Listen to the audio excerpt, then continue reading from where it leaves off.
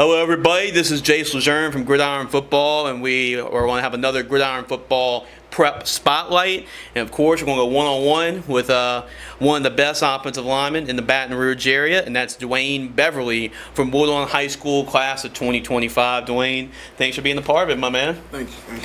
Well, I said one-on-one. I mean, if that's the case, if we're going on the football field, that ain't gonna work out so much good for me. I can tell you that. But Dwayne, going into your senior season, I feel like we've been covering you since really the beginning of time. I mean, at Woodlawn, you've been there for a while. So going to another year, I know you'll have basically a coaching change coming up with Coach Pellegrin. I know Coach Marcus Randall was your coach the last couple of years. So being with them in the spring for a little bit, what's your impressions of a young coach? I like him. Like, we talk every day, especially, like, he tells me that he used to coach our line, so we have a good connection, especially with my offensive coordinator, Coach Reeves. Just like, those my guys for real. Oh yeah, absolutely, man, and really, you're the leader this year. I mean, I know you've been a part with some guys, been teammates with. I mean, Cedric May was a guy I played in a bowl game last year, but it's pretty much on you, right? You're pretty much the veteran of this group. So, is there any more pressure on you to really lead this front and teach some of the younger guys, since you are already the leader of the offensive line at the center position? Pressure-wise, just knowing the fact that I have to lead to show these younger guys how it's done, and how I want them to do it. So that's the main big thing. Other than that, everything, no pressure at all. So do you have any goals for this upcoming season? Anything that you're trying? I mean, as far as your senior season goes, because you got one of those really. So any goals you really have for the upcoming season? To do better than we did last season. Like, last year we had a young team, so the season didn't go as we wanted to, as we wanted it to though. But I feel like this year, like, everybody's getting it every day in, day out, getting extra work in. I feel like we're gonna show everybody this season. So I know you mentioned the offensive line coach. I mean, we talk about Coach Pellegrin, right, as a head coach, but I know Coach Compton helps y'all a lot too. And Coach Compton, I mean, he's one. I really put him as one of the best offensive line coaches out there. So tell me a little bit about what's it like playing for a guy like that. What it's like playing for Coach Compton? I love it. We talk every day, even after practice. He's always sending me clips or videos of how to get better or work on the little stuff to make sure that I'm a dominant center, or make sure I'm helping my teammates to be a better leader, a better person in general. So you just talked about it, right? Focusing on some of the little stuff, because that's really at the center position. You gotta be so technical at that position, right? Calling out the signals, really helping your offensive line buddies, telling them what their assignment that they need to block, right? So what do you think are the biggest assets you bring to the table to a football team? Your biggest strengths as a center, what do you bring to the table? I'd say my strength, my ability and my smartness. I could pick a defense out very quick. I like to identify the mic as soon as I get to the line. And my strength plays a big part, because you can't do nothing if you can't move the guy on the line of scrimmage. So that's a big part right there. Yeah, and you're going to see actually on the video there's going to be some highlights being played. So, you're not the tallest guy. We talk about it a lot. You're not 6'6", 6'5", but we've seen a lot of guys that are about 6 foot tall. 5'11", 6 foot tall, and they succeed all the way up to the NFL. So what are some of the advantages of maybe not being 6'5", 6'6", and kind of being lower to the ground? I'd say, like, going against a very tall defender, I'd say being short, that plays a big impact, because I could get under him very quick. And me being fast and strong helps me dominate him very, very quickly. Yeah, you're very strong too. Tell me what's your maxes in, like, bench, squat, and some of those things. Bench wise, it was 425, squat 625, and deadlift it was 495. That is impressive. I tell you that. 695. And you also do some weightlifting. You're on the powerlifting team, right? For Yes, Woodlawn? sir. My upcoming powerlifting goals are 720 squat, like a 460 bench, and a 550 deadlift.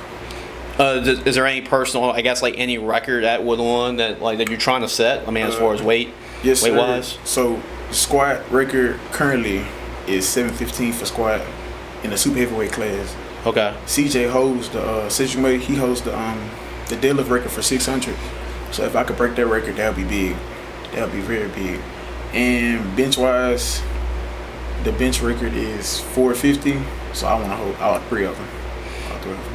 I know college coaches are going to like to hear that. I mean, those bench press numbers, squat numbers, shows you how strong you really are, and you can definitely see it in the highlights too. And you're also going to try to, I mean, any individual state championships that you're trying to go after as far as weightlifting too?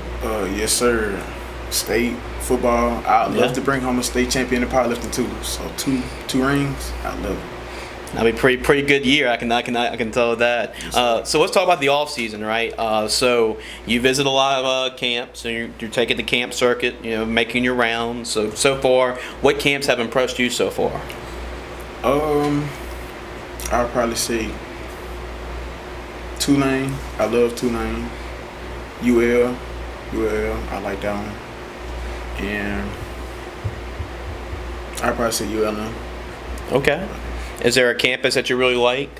Just seeing, touring the football facility and the campus, maybe conversations you have with coaches, any schools that impress you that way that you like to go to? I'd probably say UL because I talk to the coaches here and there. So yeah, I'd probably say UL. Okay, for sure. And let's shift focus, because I know you talked about CJ breaking some of his records, right, in powerlifting, and I know CJ participated in a Gridiron football All-American Bowl game last year. And if you haven't checked Dwayne's Twitter, you pretty much already know, but Dwayne has been invited to play in the Gridiron Football All-American Bowl game. So congratulations, Dwayne. I know you worked really hard for that honor. First, what was your reaction when you got the message that you're invited to play in the game, and what are your thoughts on getting a chance to play? I was very blessed. I was thankful.